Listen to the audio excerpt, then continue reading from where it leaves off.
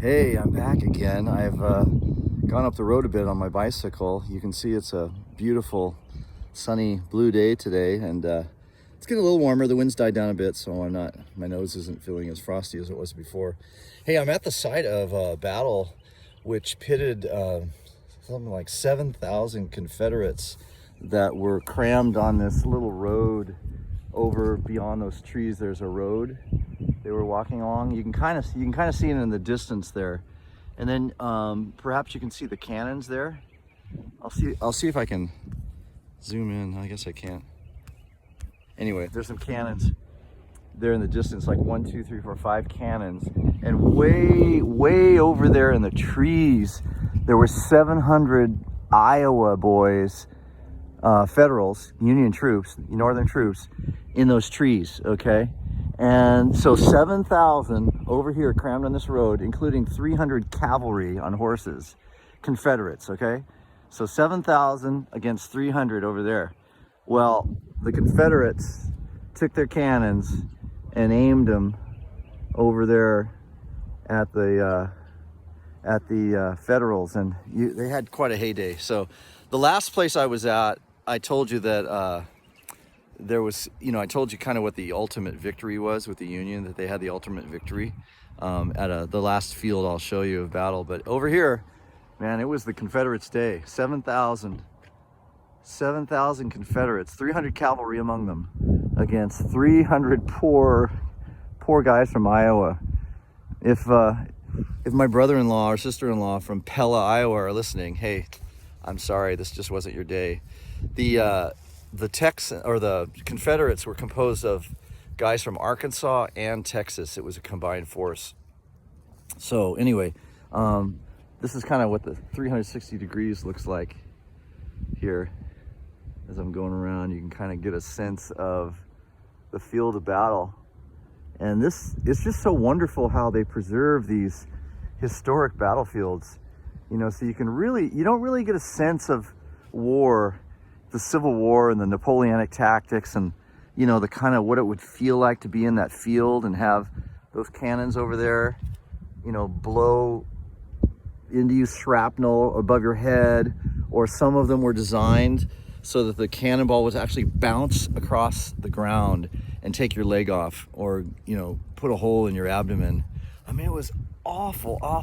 It's no wonder that over 1 million people died in that war, and it was us against our brother, us against our cousin, us Irishmen against Irishmen, Scottish man against Scottish men. When I was a reenactor for the 79th New York in Oregon, which was a Scottish regiment, they basically would take entire blocks of men from say a block in New York, and that would be your regiment, the 79th New York.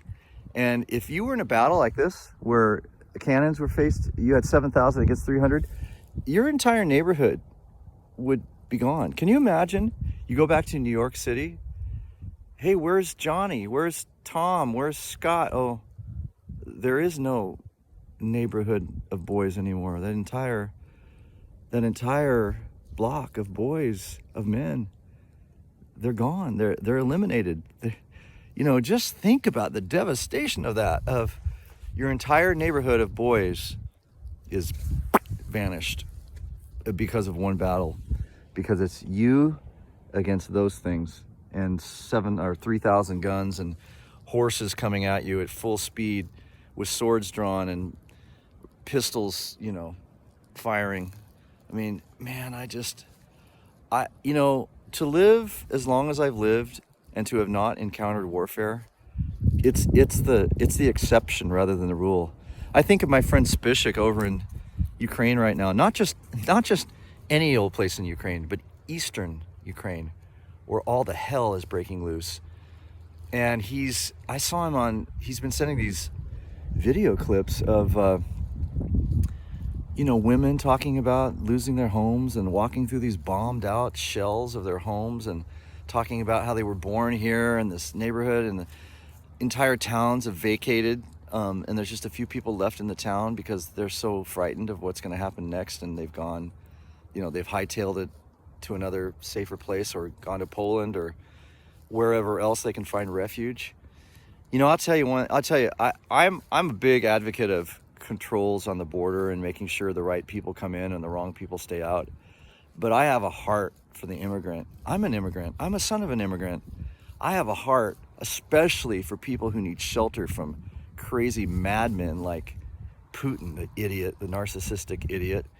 And hey, we've got our own narcissistic idiots in our country too, you know, through our history. So I'm not saying we have the immunity idol or anything like that from that. You know, every country has got its issues. Every tribe, every tongue has its history of goodness and of tyranny and of ugliness and of beauty. You know, it's person to person, isn't it?